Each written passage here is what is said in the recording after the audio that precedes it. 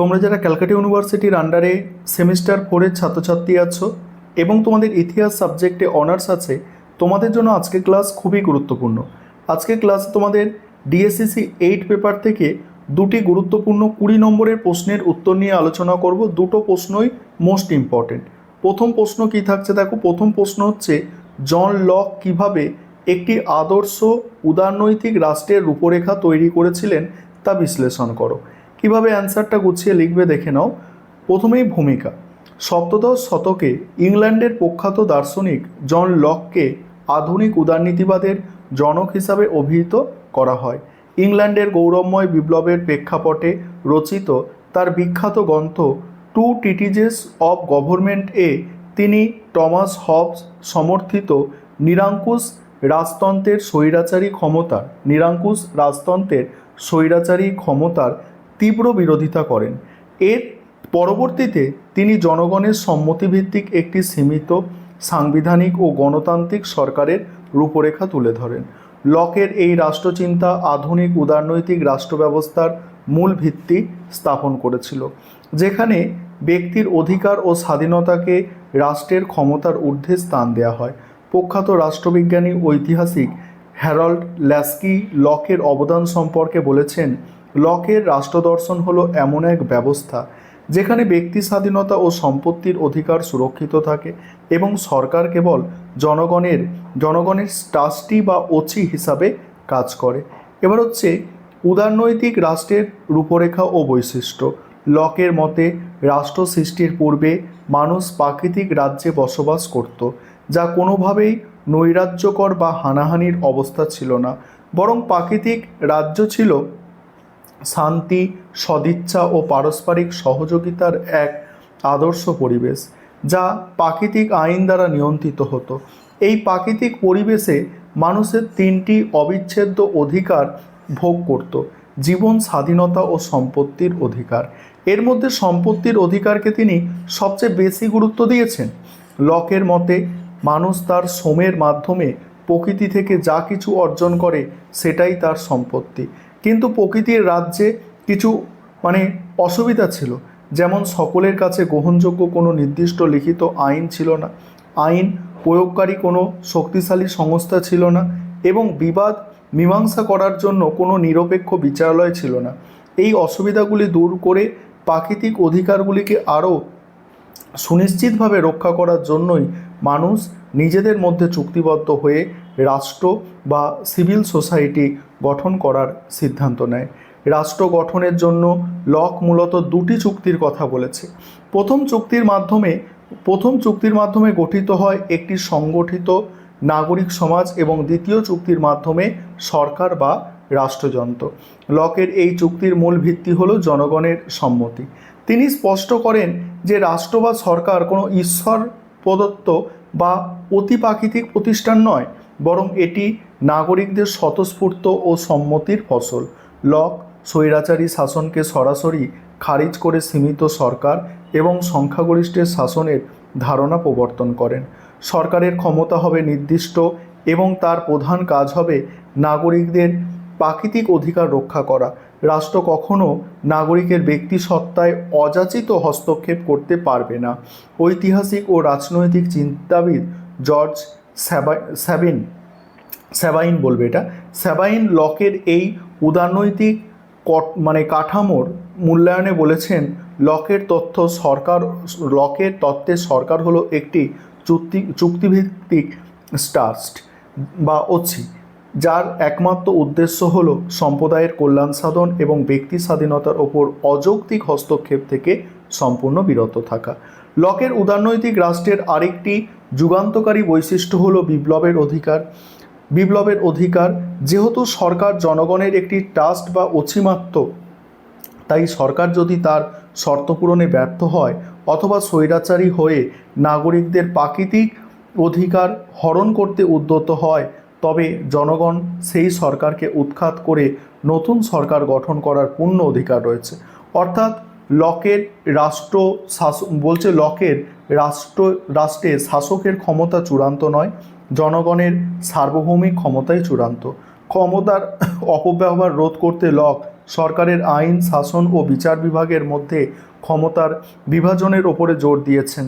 তিনি আইন বিভাগকে সর্বোচ্চ ক্ষমতা দিলেও স্পষ্ট করেছিলেন যে যে কোনো মৌলিক আইনের ঊর্ধ্বে নয়। বলছে তিনি স্পষ্ট করেছিলেন যে তা কখনোই মৌলিক আইনের ঊর্ধ্বে নয়।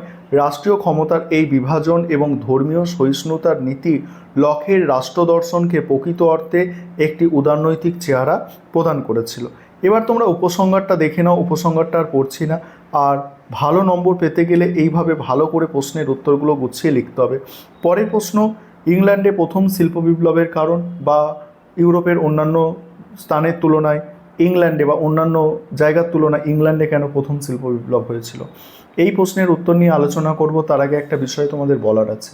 তোমাদের জন্য স্টাডি মেটেরিয়াল রেডি করা হয়েছে। তোমাদের 4th সেমিস্টারে 4টে যে ডিএসসিসি পেপার আছে, এই 4টে ডিএসসিসি পেপারেরই স্টাডি মেটেরিয়াল রেডি করা হয়েছে। তোমরা চাইলে আমাদের থেকে এই কোয়ালিটির স্টাডি মেটেরিয়াল পারচেস করতে পারো। আর স্টাডি মেটেরিয়াল পারচেস করার সবার দরকার নেই, যাদের কাছে প্রশ্নের উত্তরগুলো গুছিয়ে লেখা নেই, তোমরাই কেবলমাত্র স্টাডি মেটেরিয়াল পারচেস করবে। দেখো, প্রথমেই হচ্ছে ভূমিকা। অষ্টাদশ শতকের দ্বিতীয়ার্ধে মানুষের কায়িক শ্রমের পরিবর্তে বৈজ্ঞানিক যন্ত্রপাতির সাহায্যে শিল্প উৎপাদন ব্যবস্থায় যে আমূল ও যুগান্তকারী পরিবর্তন ঘটে তাকেই সাধারণভাবে শিল্প বিপ্লব বলা হয়। ফরাসি সমাজতান্ত্রিক লুই ব্লাঙ্ক এবং ফ্রেডরিক এঙ্গেলস এই শব্দটি প্রথম ব্যবহার করলেও পরবর্তীকালে ঐতিহাসিক আর্নাল্ড টয়নবি এটিকে জনপ্রিয় করে তোলে। ইংল্যান্ডে কেন প্রথম এই বিপ্লব ঘটেছিল সেই প্রসঙ্গে ঐতিহাসিক এরিক হবসহাউস তার গবেষণায় বলেছেন, ইংল্যান্ডের শিল্প বিপ্লব কোনো আকস্মিক ঘটনা বা রাতারাতি ঘটে যাওয়া কোনো দুর্ঘটনা ছিল না, বরং এটি ছিল এক সুদীর্ঘ অর্থনৈতিক, রাজনৈতিক ও সামাজিক প্রস্তুতির চূড়ান্ত পরিণতি। ইউরোপের অন্যান্য দেশের তুলনায় ইংল্যান্ডে সর্বপ্রথম এই শিল্প বিপ্লবের সূচনা হওয়ার পশ্চাতে একাধিক সুনির্দিষ্ট কারণ বিদ্যমান ছিল। প্রথম হচ্ছে ভৌগোলিক ও প্রাকৃতিক সুবিধা। দেখো, ইংল্যান্ডে প্রাকৃতিক পরিবেশে শিল্পায়নের জন্য অত্যন্ত অনুকূল ছিল। ইংল্যান্ডের স্যাঁতস্যাঁতে ও আর্দ্র জলবায়ু বস্ত্রশিল্পের জন্য, বিশেষ করে সুতো কাটা ও বোনার জন্য খুব উপযোগী ছিল, কারণ এতে সুতো ছিঁড়ে যেত না। এছাড়া ইংল্যান্ডের মাটিতে প্রচুর পরিমাণে কয়লা ও লোহার খনি পাশাপাশি অবস্থান করেছিল। এর ফলে লোহা গলানো এবং ভারী যন্ত্রপাতি তৈরির কাজ অত্যন্ত সহজ ও সুলভ হয়েছিল। তারপর হচ্ছে মূলধনের প্রাচুর্য ও বাণিজ্যিক প্রসার। শিল্প বিপ্লবের জন্য সবচেয়ে বেশি প্রয়োজন ছিল বিপুল পরিমাণ মূলধন। ইংল্যান্ডে তার বিস্তৃত উপনিবেশিক সাম্রাজ্য থেকে প্রচুর অর্থ সম্পদ ও সস্তা কাঁচামাল শোষণ করে মূলধনের পাহাড় গড়ে তুলেছিল। ব্যাংক অফ ইংল্যান্ড প্রতিষ্ঠার ফলে ব্যাংকিং ব্যবস্থায় আধুনিকতা আসে। এই প্রসঙ্গে ব্রিটিশ ঐতিহাসিক টি.এস. অ্যাস্টন মন্তব্য করেছেন, অষ্টাদশ শতকে ইংল্যান্ড কেবল পুঁজি ও প্রযুক্তির মিলন ঘটেনি, বরং ব্যাংকিং ব্যবস্থার প্রসারের ফলে এমন এক অনুকূল সামাজিক ও অর্থনৈতিক পরিবেশ তৈরি হয়েছিল যা পুঁজিপতিদের নতুন শিল্প উদ্যোগে বিনিয়োগ করতে তীব্রভাবে উৎসাহিত করেছিল। তারপর হচ্ছে কৃষি বিপ্লবের প্রভাব। ইংল্যান্ডের শিল্প বিপ্লবের আগে এক যুগান্তকারী কৃষি বিপ্লব ঘটেছিল। এখানে কি দেখো, ঘেরাও প্রথা এবং বৈজ্ঞানিক পদ্ধতিতে আধুনিক যন্ত্রপাতির সাহায্যে চাষাবাদের ফলে কৃষি উৎপাদন বহুগুণ বৃদ্ধি পায়। এর দুটি সুফল ছিল। প্রথমত হচ্ছে শিল্পের কাঁচামাল এবং শহরের বর্ধিত জনসংখ্যার জন্য পর্যাপ্ত খাদ্যের যোগান নিশ্চিত হয়। দ্বিতীয় হচ্ছে ক্ষুদ্র কৃষকরা পুঁজিপতিদের কাছে জমি হারিয়ে কর্মহীন হয়ে পড়ে এবং কাজের খোঁজে দলে দলে শহরে এসে সস্তা শ্রমিকে পরিণত হয়। তারপর হচ্ছে বৈজ্ঞানিক আবিষ্কার ও প্রযুক্তিগত উন্নতি। অষ্টাদশ শতকে ইংল্যান্ডে একের পর এক যুগান্তকারী বৈজ্ঞানিক আবিষ্কার শিল্পের চেহারা পুরোপুরি বদলে দেয়। জন লকের উড়ান্ত মাকু,